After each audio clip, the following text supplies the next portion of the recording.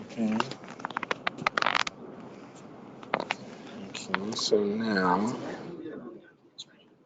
So how do I stop that? How do I you stop can't. the broadcast? No, you won't stop it now. You're just gonna let it stay up. Oh.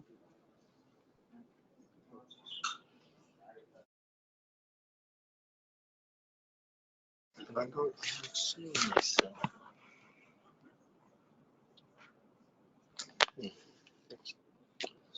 Let me log out.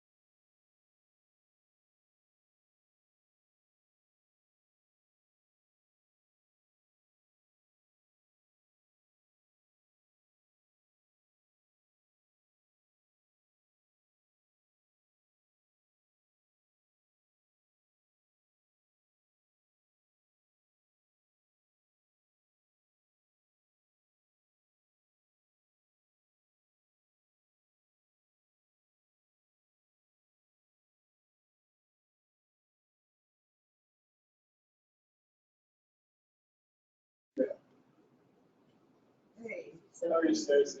Hey, Jack. Okay. Sure.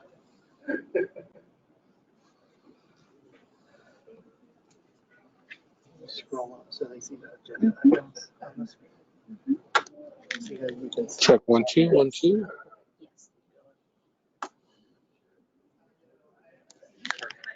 Yes. Camera not on.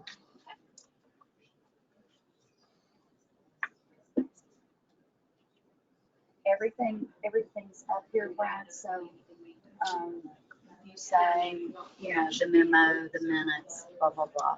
Kendra and I already have that up there to go.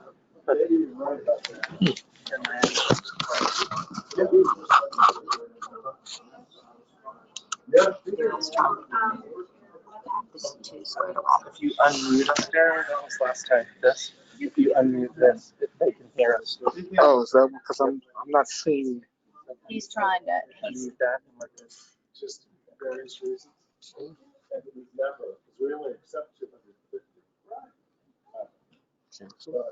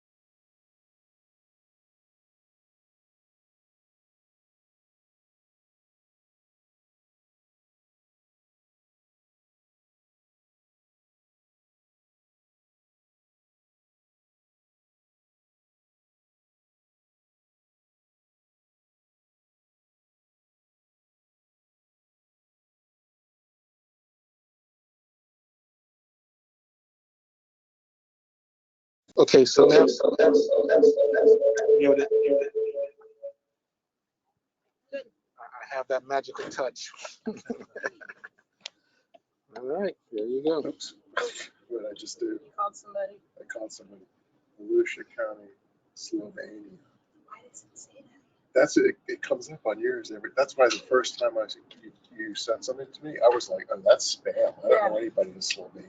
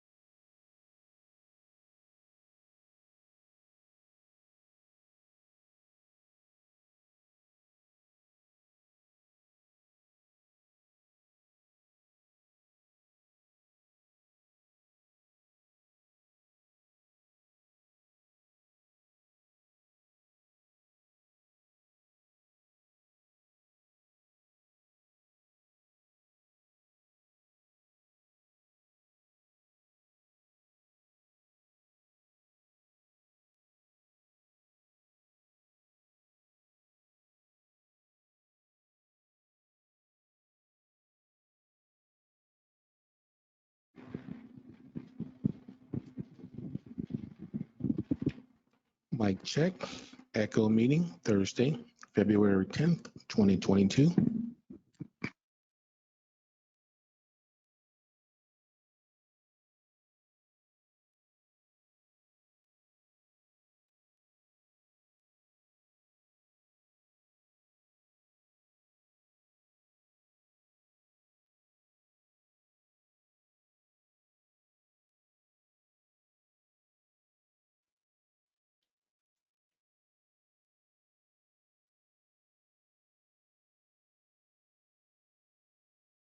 Does it say recording?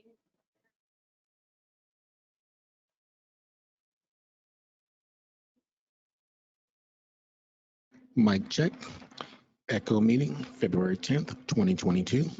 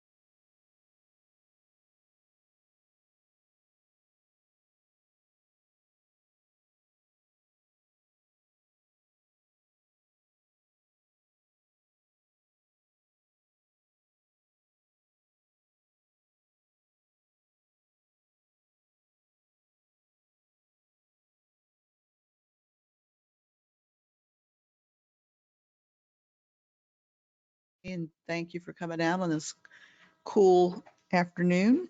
And Carissa, you're going to do a roll call Miss Northey, here. Mr. Pendergast, Yes. Mr. Alt, Here. Miss Morrissey. Here. Mr. Patterson, Here. Mr. Romeo, Here. Mr. Centilli, Have we heard from Reggie? Is she on the call by any chance? Sometimes she, okay. Okay. Miss Simmons. Here. Mr. Surratt. Here. Okay, we're good to go. So we'll move to public participation, and we have one person for public participation, and that is Mr. Keith Chester.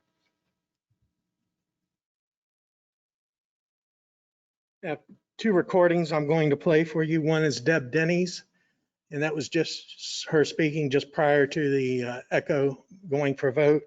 And the other one is your former chair, Gary Libby.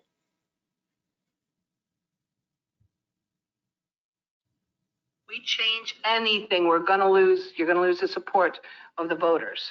The key estimates were. Right. Unfortunately, Mrs. Dorothy, who was representing Daytona at that time, thought it would be better for her to not bring this information to the public or to bring it to the ECHO Advisory Board and see if something could be negotiated. But she instead went to individuals on the county council and to the county manager and decided that they would do a Saturday night coup and would bring up an unagended item and independently move to take $1 million off the top of the ECHO income to be set aside as a local match or as local 100% dollars to expand the trails program, which was part of the environmental E on the ECHO. And I was really, I was the chairman then, and I was extremely perplexed at this move because no one said we had to spend all of the money every year. And many of the potential projects that still haven't been built could have been built if we had banked some of that 0.2 of a mil and maybe skipped a year. We weren't required to charge the 0.2 every year. And rather than manage it to benefit the people who are contributing, Mrs. Northey decided that the Trails program was extremely important. Now, I will say that the Trails program initially applied in the ECHO grant program, but didn't do very well. They couldn't justify the number of people who were using the trails. Mrs. Northey wanted the Trails program to use all of the land that the trail would go through as part of the match, and got away from the cash part of the match on that. And the whole thing just sort of started to move way right of the main path. And so the resolution was to bite the bullet and see the $1 million off the top, but the ECHO board asked to make sure there was an audit, a yearly audit on how this money was spent. So we didn't want to see the money leaking. Transparency matters. I've asked y'all to please have disclosures of any contacts with applicants. I think it's the only way to do things right. I don't want to dwell on the past, but we have to look to the past for our mistakes. Thank you, Mr. Chester. Okay, we will move on to approval of the November 18th, 2021 and January 13th, 2022 minutes. We'll take them separately. November 18th, I believe this was already approved and you brought it back for?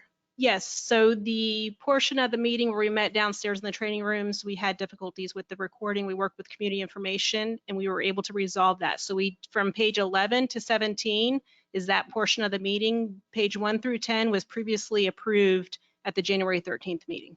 Okay, so you want us to approve 11 through 17? Yes. The recorded part of it? Yes. Okay. Yes. If everybody's had an opportunity to review that, minutes don't require a motion. I will ask if there's any corrections to them. Otherwise, they'll be filed for, with the clerk.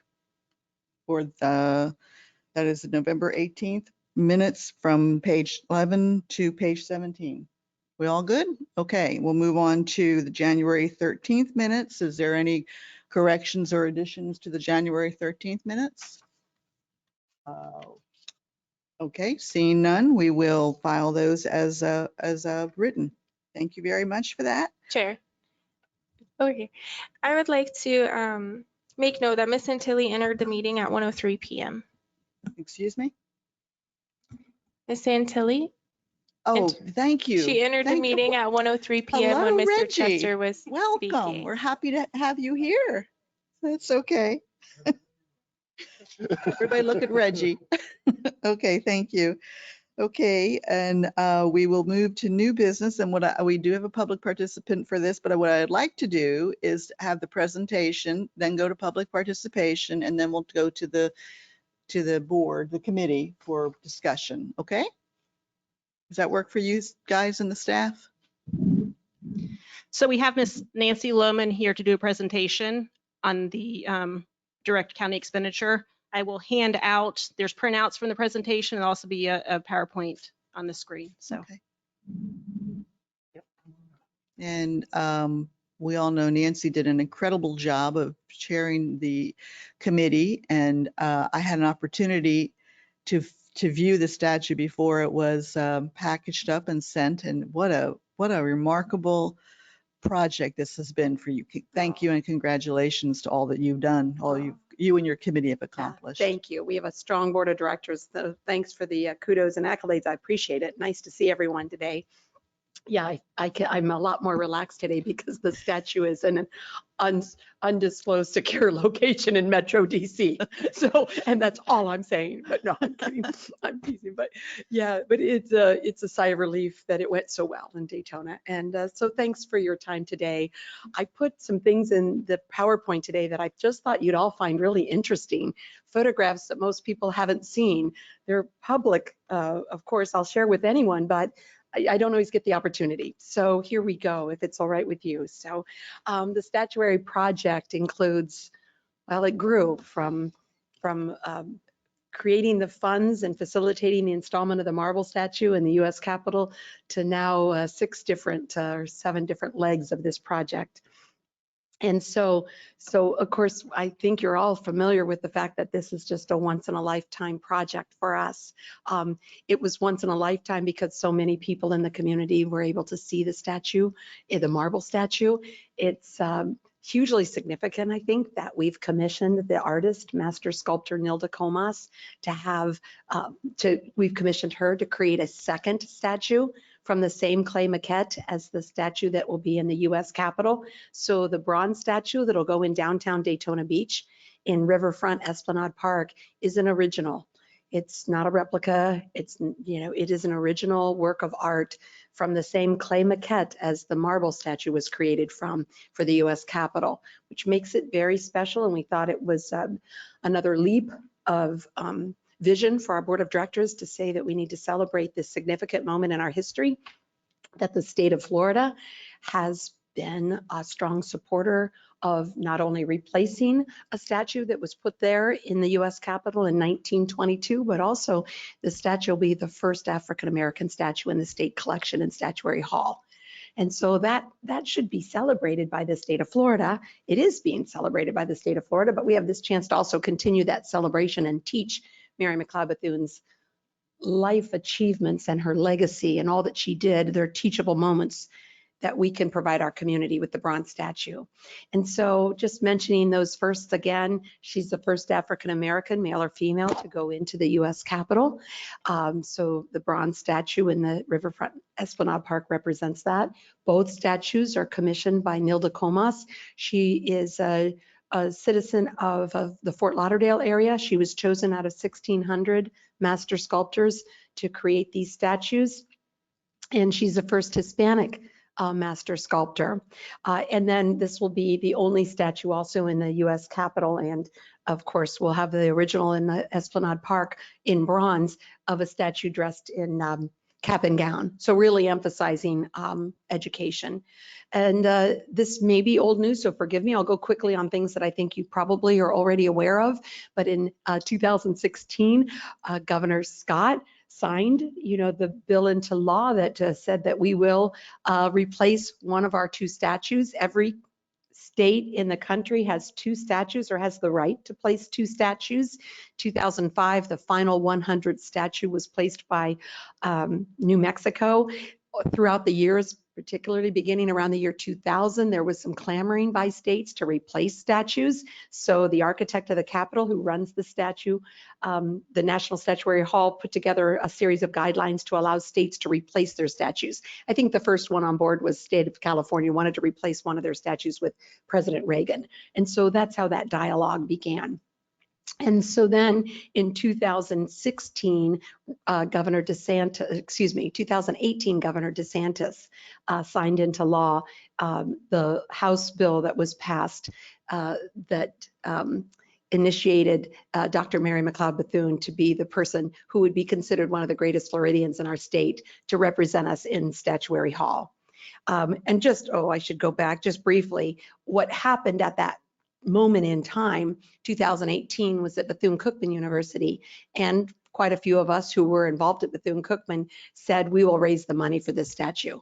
And that was a real important aspect of this project. So it started with $400,000 that we had to raise for the marble statue, but now our vision has gone to $800,000, which is why I'm standing in front of you for $25,000, because originally we weren't thinking about a bronze statue in Riverfront Esplanade Park. And in fact, that park was still conceptual at that time. And since then, Riverfront Esplanade Park has created, and I'm going to show you this in pictures today, Bethune Pavilion, a place for the statue. So backing the bus up, you can see the marble statue and the bronze statue look very much alike. They're both originals though, so they're not identical. And one of the things that's pretty cool about the bronze statue is that the patina is different for the rose. And so that black rose that's real poignant in white marble with the black marble rose will also be very poignant with the bronze statue, because they used a black acid patina for the rose. So these are the steps. These are the pictures I thought that you might find really interesting to see. So these are the steps that Nilda went through. You can see the maquette that's in the background there. There's Nilda in that first photograph. And then of course the bronze was they did a lost wax style of art that's very traditional. Even with her marble statue, the way she carved it was non-robotic. And so it was very traditional, old school ways in which to sculpt and which to cast these bronze. But there is Nilda standing beside 2 parts of the bronze. As you know, bronze is done in stages. And it's done in stages because it has this really interesting sort of funnel system where this liquid bronze is poured into all these cubby holes. I might be giving you too much information, but I just wanted you to see how long and thorough this process has been, and quite frankly, how expensive the process is to create an original work of art in bronze. So you can see a few of the elements there. I put the stack of books, the photo of the stack of books. Each one of those stacks of books has a different tenant from her last will and testament on them, just like the marble statue has. And so there's Nilda. She's working directly there in the foundry in Pietrasanta, Italy. She's working on the rose there. And then there is Nilda and another colleague of hers in Pietrasanta, Italy, using the patina, the acid wash, on the bronze. The design and elements of both statues, bronze and marble, both include very symbolic, teachable elements to the statue. So we'll be able to teach our children about the need and the game changer that education is. We'll be able to tell them about the black rose and why that was so significant, that when Mary McLeod Bethune was asked to go to the United Nations and represent the United States, I mean, that's hugely significant in the 30s and 40s for a Black woman to be asked. I mean, that was just beautiful that that our presidents of the United States recognized the need for an African-American voice. And so when she went there to Bern, Switzerland, she saw this beautiful rose garden that had all different colored roses. And she said, gosh, this is, I'm paraphrasing, of course, but she said, this is what humanity is all about. You know, all these different colors, we're all different colors, and you might be the pink one and I might be the yellow one, and And sure enough, there was one that looked very black. You know, it was kind of a dark burgundy black. And she said, this is how we should live. We should all thrive together in one rose garden, each being our own color and each being our own unique flower. So that rose is significant. And then, of course, her last will and testament was the charge she left all of us to move forward with. You know, I leave you love and courage and a thirst for education and the desire to live harmoniously with one another, and and finally the responsibility to our young people. You know, these are really beautiful words that she left as sort of a declaration that's a timeless document, you know, that we can follow. So all of those are on that stack of books. And so here are just some other highlights. The mayor of Pietrasanta opened a new park in Pietrasanta and asked if we could please place the bronze statue in his park, their park, before we brought it to the United States. But I'm happy to tell you, I just got an email this morning that the statue is now stateside. So, you know, I think there's a little backup of sea container ships in a few ports, right? So I'm still waiting for that moment that we have her in Daytona Beach, but that's the good news, is she's crossed the pond. And so here's where the bronze statue will be placed. That's an aerial view of a schematic that was done several years ago of Bethune Plaza. That circle indicates that area of space directly across from Dr. Mary McLeod Bethune Boulevard. So on the statue, and I'm going to go back to that pedestal and where that placement will be, and I have some aerial photos we took just yesterday for you. But the statue in the U.S. Capitol sits on a marble base. So we're going to have a marble base created just like the marble base in the U.S. Capitol, with exactly what it says on the front of the pedestal in the U.S. Capitol will be exactly what the pedestal in Daytona Beach says. So what you see there in marble will be what you will see in bronze, but the other three sides will have the donors, everyone from $1,000 up. And so, you know, we've had wonderful support, and I've always said, you know, it's better to have a lot of people give a little than a few people give a lot, because then it really shows the passion in our community for something, right? And so, and you get that, of course, doing all these wonderful things with ECHO. You know how important, how wonderful it is when you do a project that feels good across the masses. So. So the other three sides, so it looks like we may need to make this pedestal just a little bit bigger to accommodate everybody's names, otherwise they'll be microscopic. And so I'm learning as I go here, but we've hired a fantastic granite company who's skilled at doing these kinds of memorials nationally to be able to help us. And so then again, there are the schematics, so we're working on that. As an ECHO grant recipient, your name, however you choose that name to be engraved on the granite, you would be recognized in that category of $25,000 donors and above.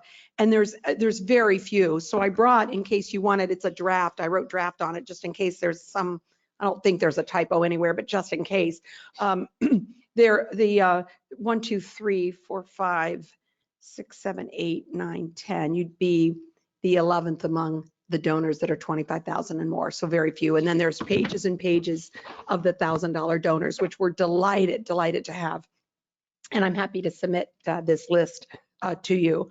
And then here are the aerials that we just took yesterday. A beautiful day in Volusia County yesterday. So there are the aerial views from Brown and Brown. What's, you know, an added benefit of being catty corner across from the new headquarters at Brown and Brown. First of all, of course, Brown and Brown Insurance has taken a vested interest, as you all know, in Riverfront Esplanade Park and have really been key to the success there. But they also have security cameras that will be able to, you know, watch over the statue at all times. And that was just an added bit of security that we thought was lovely. So these are aerial views going down from Brown and Brown. And then we sent, or they, I should say, sent a drone for us over the river and back so that you can see that beautiful Bethune Pavilion. So let's see if you can, I guess the next picture is good. So in that circle, there are places where everyone can sit around the statue, and then there's a lot of space between where the statue will be and then that round pavilion, and then you can see how beautifully landscaped it is. And so I wanted to also share with you the milestones. What we're hoping, well, I just realized, I just found this out 2 days ago. So 2 days ago, I heard from our congressional advocates that the statue will be unveiled on July 13th, 2022 in the US Capitol. So that's, now public record, right? Because I'm standing here saying that, but it hasn't really been announced anywhere. Our board of directors were just informed of that yesterday. We're delighted. And we're delighted about that because we've really worked hard at trying to convince those in Washington, D.C. to allow us to have an in-person unveiling. We think that, when words aren't enough, you have ceremony, and you can't really have a wonderful ceremony without the human connection of being there in person. So with that said, that leads us to our next date that we'd like to unveil the bronze statue on August 18th, if that works for the masses. Oh, thank you so much. And then the other really cool thing that we're doing, which again is why we're at $800,000 and not 400,000, is about a year ago, it was January 13th of 2021, I spoke to the National Alumni Association, NILDA, and I both presented virtually to them. And there were so many comments that came back that said, we really need to be teaching Mary McLeod Bethune's story. And we really need to be capturing these photographs like I showed you. We need to be capturing the process of creating these statues. So I said, yeah, they're really right. So let's raise another 150,000. So we went ahead and did that prior to raising the money for the bronze statue, in fact. But those are the milestones. So we're picturing unveiling the statue the morning of the 18th and then premiering the documentary that evening. And so this is just a little bit about the documentary. We've hired Better World Films, 2 gentlemen here in Volusia County who own that company and who do film work. They produced I could have even had Echo support. They produced the documentary Hoppin' Rattlesnakes. Don't know, it's about racing in the 60s, and it's really more about civil rights in Daytona Beach, actually. It's really good. And so these are some of the co-hosts that have been working with us. We've had support from the city of Daytona Beach, of course, from our board of directors. We're hoping, of course, from Volusia County, although you were really wonderful at the council meeting, they voted to support having the exhibit in Daytona Beach, which was strong for us. We ended up, not receiving any financial support for that, but we did raise enough money to be able to do that. And of course, one of the things that was really important to me was to have 24/7 security. So it was a lot of money to raise to pay for a Daytona Beach Police Department and then security at night in addition to that. But it all worked really well. We have received a few other grants, a $25,000 grant from the National Endowment of the Arts in conjunction with a partnership program with the state of Florida. And then of course, Florida Blue and a few other companies have been good supporters. I, in fact, have that list with me. So if you'd like to see that. And so now I'll answer any questions you have. I talked fast because I don't know how much time I really have. You're fine. You're good. Okay. All right. Thanks, Pat. I just, I didn't want to keep you, but I didn't want your to. enthusiasm. Oh, thanks. Thank you very much. Yay. Hey, you said that too, Brad, didn't you, on the phone? Yeah. Okay. So yeah, I'm super enthusiastic about it. I woke up about a year and a half, 2 years ago and said, I'd read that book, your one thing, always know what your one thing is you want to achieve in life, and ask your day every day, ask yourself if you're getting to that moment, are you doing everything that day to get to your one thing? And I woke up about a year and a half, 2 years ago and said, this is my one thing. I am going to make sure that statue gets to the US Capitol. Well, you did that fine. You did that well. Thanks. I don't know, does a request to speak list work for members here? If there's anybody that wants to speak, because I'm just going to be casual looking back and forth. It does not work. Okay. Okay. So let me start down this end. These are questions for Nancy. If you have any questions for Nancy, then I'm going to ask staff to just review again what we're being asked to do. Then we'll go to public participation. Okay. So Jack? Yeah. Yeah, the money involved is significant. And so for this statue itself, and I guess the pedestal it's on, what's the expense of that in itself in comparison to all the other expenditures? Wonderful question. So I'll break it down into 3, and I probably should have had this in the PowerPoint, so I apologize. I didn't think about that, but that's an excellent question. So we commissioned Nilda Comos for $150,000 to create the bronze statue. That did not include the pedestal. Right now, we're looking at somewhere between 30 and 60. It's a big spread. $30,000 and $60,000 for the pedestal itself. That includes the installation of the pedestal as well. So it's the creation by Cold Spring Granite Company, and it's the installation by Ken Deere and Associates, who's out of Fort Myers, but they're just the best in pedestal installation of granite. And then there's the shipping overseas and the customs. And that is coming to about $15,000. Thank you. Mhm. Stacy? I don't have any questions, but thank you for the great overview. Oh, you're welcome. Nice to see you. Jay? No, I don't have any questions. Okay, thanks. Jeff? My only question would be, I'm not sure if it would be for you or for this committee. I would just want to make sure that ECHO is actually listed as the donor. It's not Volusia County Council, it's ECHO. Yes, and however you want that spelled out, we'll have to have that in writing from you anyway, right? We're working on that now, so you've got it, Mr. Alt. We'll make sure that it's exactly how you want it. Mr. Romeo? I just have a few comments.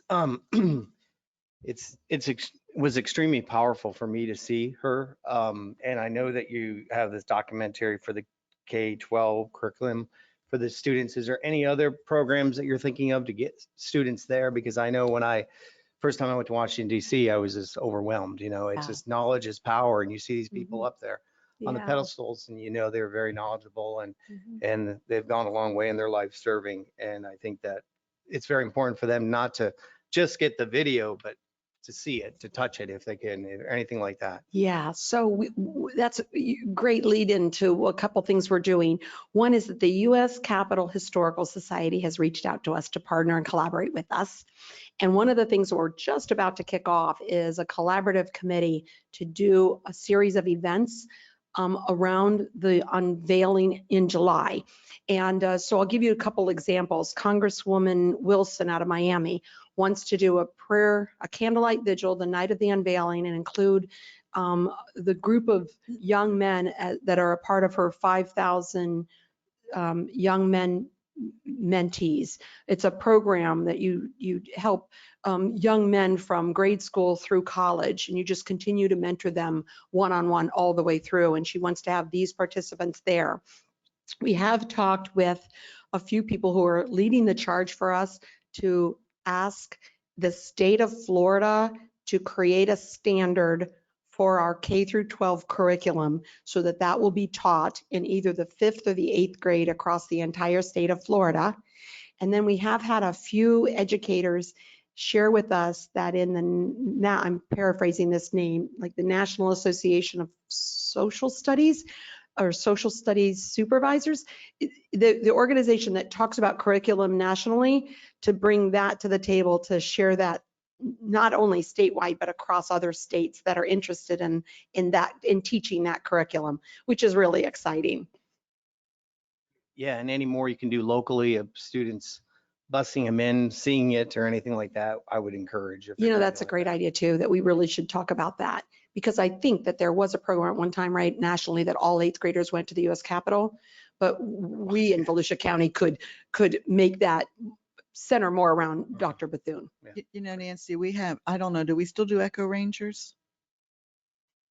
Because that would be a Yes. perfect addition to that Echo Rangers program. My granddaughter went through it. It's like up to age 12, I think, and they go out and they do tours and all kinds of programs around Echo, the elements of Echo. And it's kids, it's young kids. Yeah, But well, that we would should be- do that with the bronze statue. Yeah, That should be, yeah, exactly, we with should the bronze. absolutely do That's- that. yeah, And I just yeah. caught on, Yeah. sorry, the bell just went off for me. Yeah, so you're talking really about having educational programs at the bronze statue in Daytona Beach, and that's an excellent idea.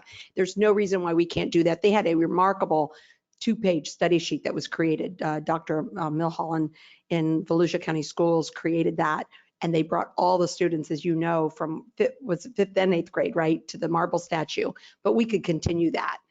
Yeah, we need and to the do kids, something the students, excuse me, they went through and looked at the statue, went through our exhibit, and then they had this 2-page worksheet to fill out that will go in addition to our curriculum. We're not quite done with our curriculum, but we're working on it. Okay. Sarah Lee? Thank you, Pat. Appreciate your energy and what you've brought to this venture. And it's so significant right now where we are as a country. that Florida is being recognized this way. And especially I love that Daytona Beach is receiving this sort of recognition. I went and viewed the statue while it was here, and it's incredibly moving. Is the documentary that we saw when we were touring at the News Journal Center, is that the same documentary that you're talking about for curriculum, or is that separate? That's separate. That was actually created by our media partner, Wesh TV. The executive producer, Marcy Golgoski, just said, I want to be involved. What can I do?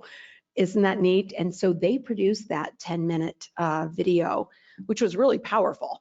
And and worked through all the copyright issues on that. So that was just a gift to Daytona Beach that they did that. And just so everyone knows, Washington, D.C. is still an 8th grade field trip. Is it? In Volusia County Schools, has not gone away. And so it would be relatively easy. And Dr. Milholland is a fabulous social studies specialist for the visit to the Capitol to definitely touch on this, but doing something locally also. And I don't know, I talked to Mr. Brown last time about some full disclosure issues. I don't reach the $1,000 threshold, but my husband and I are donors to this statuary fund. So in full disclosure. Thank you for that. Yeah, thank you for your donation. Thank you. Okay, Mr. Patterson. I'm okay. Okay. Reggie, Ms. Santilli. I'd like to thank you for your work on this project. It's really awesome. I do have a question. Will the statue in Daytona Beach be illuminated at night? Oh, yeah.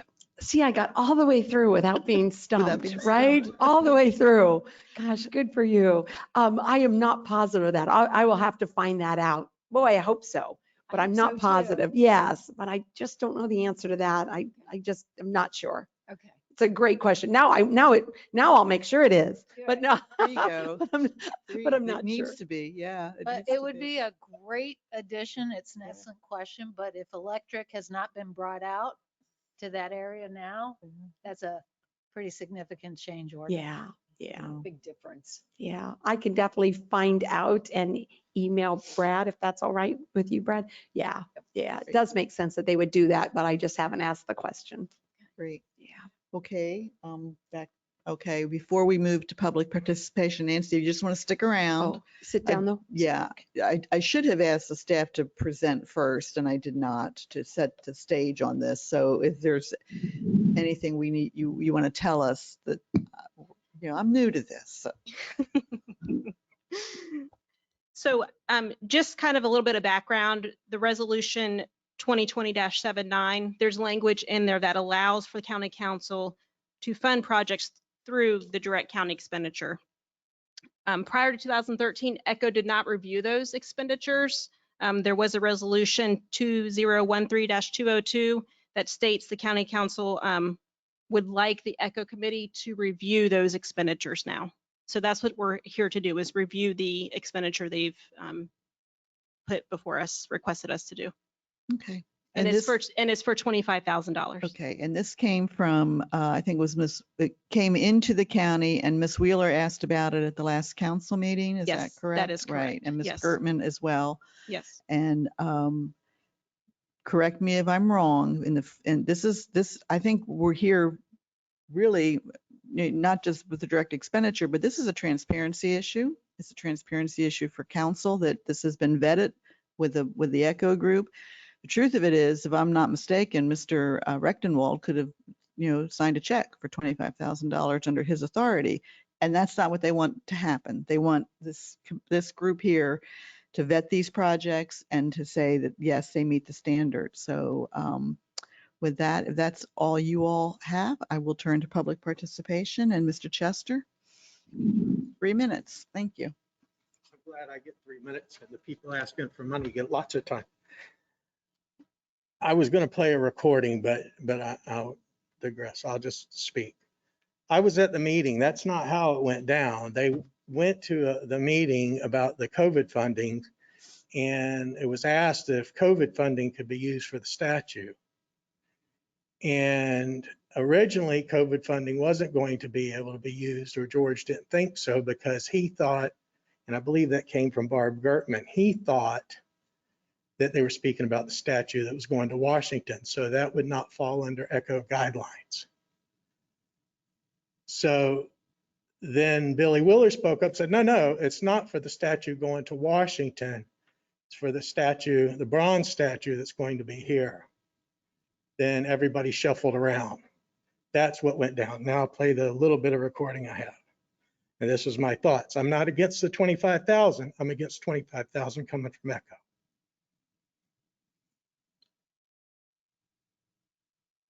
Does the erection of a single statue fit within the guidelines of ECHO? Is the nonprofit the funds are going to a qualified agency under the rules of ECHO? Beyond raising funds for a statue, what other services have been or are going to be provided by the nonprofit? Will the nonprofit be active for 20 or 30 years, and will it ensure the ECHO rules are followed? What name will be listed on the statue donor plaque? Will it be listed as Volusia County ECHO? Will the nonprofit be required to erect an ECHO sign? Has the statue already been constructed and paid for? Is this the process the voters were led to believe they were approving? Why didn't the nonprofit apply for ECHO funds like other nonprofits are required to do? Is this rushed process fair to all other nonprofits that wish to apply? Does this kind of last-minute off-the-cuff use of ECHO funds not make ECHO nothing more than a slush fund for the county council and a source for their pork barrel-style spending? Does your decision here really matter, or is this board simply a tool used by the county to create the false appearance of accountability to the public? If process does not matter, the rules don't matter, and this board has no real authority, why not just call ECHO what it is, a slush fund, and let the county council hand the ECHO funds out like candy as they wish and do away with this board, the applications, and all of the rules, and stop deceiving the public? We were promised a better and improved ECHO program with full accountability, and once again we have gotten a sham process. This is not about the merits of a statute, it is about this board's integrity, the program's integrity, and in the end the county council's integrity. Let us all just keep repeating over and over and over again how 70% of the voting public voted in favor of ECHO as we hide from the fact they were lied to and deceived. Let your conscience be your guide as the integrity of the ECHO program continues to be eroded. Thank you. Thank you. Okay, I will turn back to the advisory board or advisory committee for any comments or a motion if you feel one is in order. Can I ask a question of the staff? Sure. Or Jeff? just who would be doing an annual report on this? So typically the nonprofit. So for direct county expenditures in the past, that were mostly county projects, especially coastal does annual reports for us. I think it's important to note though, in the ordering, the resolution ordering the referendum in 2020, it says that the direct county expenditures or grants and aid. So this is kind of a separate vein of funding outside of the grants and aid program. So they're not required to do an annual report, or they're not required, but we ask them to do one. Okay. Any other comments? And we did, I understand there was a $25,000 contribution from the city of Daytona Beach as well, correct?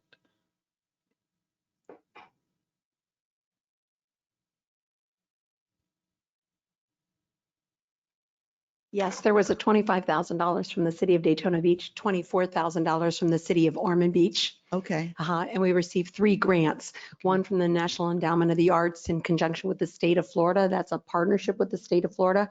That's $25,000. And yeah, we're doing all the reporting for, whatever's required in terms of reporting, we're doing it. I have a kind of an assistant, Danielle Garrett, at Brown & Brown, who is the administrator for our board of directors, and we're a 501c3, and our records are audited by Oliveri & Associates every year, and we account for every penny, and it's an open book. And then there are 2 other grants. There was $85,000 we received from the Racing and Recreational Facilities District, and then there was and then there was a grant. It was the grant. I don't think of it always as a grant, but it was the grant process that's done through Florida Blue. So their donation of $50,000 is through a grant program that they have through their own corporation. So, and there's reporting that has to be done with that as well. Okay, Thank you. Ms. Lohman, I have another question. The $25,000 amount, where did that come from? Was it an arbitrary number or was it for a specific thing? No, it came from me. I said, we're just short a few dollars, a few is a lot, that's a lot of money, but we just said we're short, about $40,000. So, could you consider a $25,000 donation? I said that to Barbara Gertman at the Represent show, the exhibit a few weeks ago. And I had said that to Vice Chair Billy Wheeler separately. Vice Chair Billy Wheeler serves on our board of directors. And so she's been instrumental since 2018 on this process with us, as Derek Henry, Mayor Henry. He sits on our board. There's 16 people that sit on our board of directors. Thank you very much. Stacy?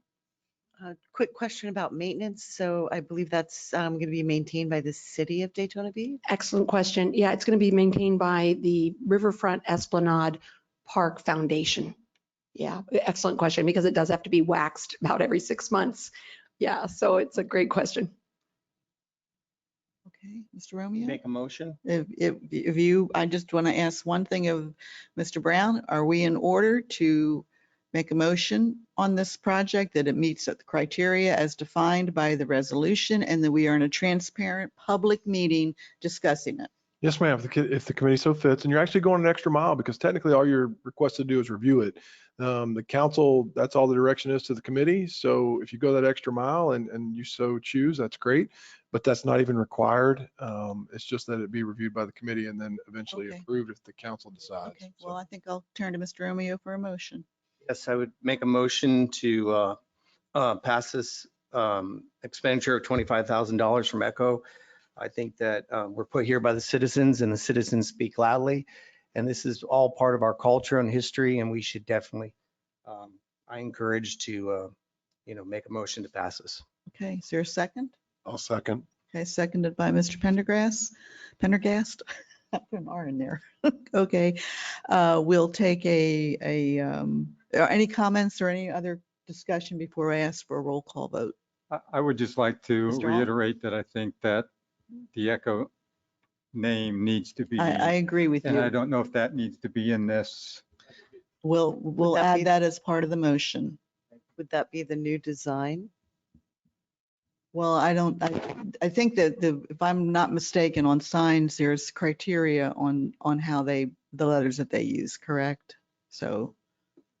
Yeah, I wouldn't want to steer you in the wrong direction. It would be, it's text. just a It's not a text. logo. Yeah, right. And whatever those characters are, we have about a 40 limit spacing. Yeah, that's a gray area, but we're just kind of looking at 40 characters or less. But yeah, Okay. we've had to make an exception, I think, for a few like racing and recreational facilities district. So whatever you prefer, and one line as Well, text. we can leave that up, I think, to the staff. I think understands that we would like to make sure that ECHO is recognized on that. So are you amending the original motion? I added it to it. Do I have to amend it, Mr. Yes. Patterson? You want to amend it for me? Amend it to add the ECHO board to the motion. Okay, and the second? I'll second it. I'll Okay, second. you're, okay, all right. Are we in order, Mr. Patterson? Oh, So- thank you. Okay, we'll ask for a roll call vote. And Ms. Northey, just so we're clear, since you got a second for the amendment, so now you vote to adopt the On- amendment. On the amendment. Oh, thank you. Okay, that can be a voice vote. Let's have a voice vote on the amendment. All those in favor of the amendment, please say aye. Aye. Any opposed? Motion carries. Now to the main motion that was to recommend for funding of the $25,000 to the county council to be funded from ECHO funds. Ms. Morrissey. Yeah, I just wanted to provide a further elaboratory comment that I do believe this is very consistent with the ECHO program and the cultural as well as historical aspect of Dr. Mary McLeod Bethune, as well as the statue itself. And further, the fact that there was such thought in the actual location, Yeah. in that the orientation of the statue along the Mary McLeod Bethune corridor, which leads us to another very historic place within the city of Daytona, that being Bethune-Cookman University. I just want to emphasize that this is very consistent with the ECHO program. Thank you for those comments, Ms. Morrissey. I think they were very important and appropriate. Okay, so I'm going to ask for a roll call vote. Miss Northey, Yes. Mr. Pendergast, Yes. Mr. Alt, Yes. Miss Morrissey, Yes. Mr. Patterson, Yes. Mr. Romeo, Yes. Miss Santilli, Yes. Miss Simmons, Yes. Mr. Surratt. Yes. Okay, motion carries unanimously. Good job, members. Are there any other comments that the committee wants to make before we adjourn? Can we get this PowerPoint emailed to us? Yeah, absolutely. Brad has it. Okay. All right. If No. not, our business is done. Do Oh, have- go. I'm sorry, Sarah. It's not related to this specific agenda item, but it is a question about our process that I'd like to ask. Okay. What prohibits us from doing a virtual meeting? Great question. So under the Sunshine Law, for public meetings, you have to have a quorum physically present, right? During the pandemic, the governor suspended those requirements for a while, which is why we were all able to go to virtual. Members have in the past, I believe committee members here have had to appear virtually, and under the rules and requirements, essentially the committee, so there has to be a physical quorum present. And if any member is unable to participate due to extraordinary circumstances, then the members in the committee that are physically present can vote with a majority rule to allow that individual to participate virtually. Extraordinary circumstances are usually a health issue, a emergent family issue, one of those types of things. It's somewhat lenient, but unless the rules are relaxed again, we have to have a physical quorum present before we can allow a member to appear virtually. And that is state statute? Yes, ma'am. Okay. Okay. Anything else? Yes, staff? I would just like to thank everybody for coming on such a short notice. We do appreciate that. Well, that's important. And just add, I think it's salient that you've supported this on Black History Month. Thank Yeah, you so much. yeah. Okay, we'll be in adjournment. Thank you all. When's our next meeting? April 14th. Okay. We'll see everybody April 14th.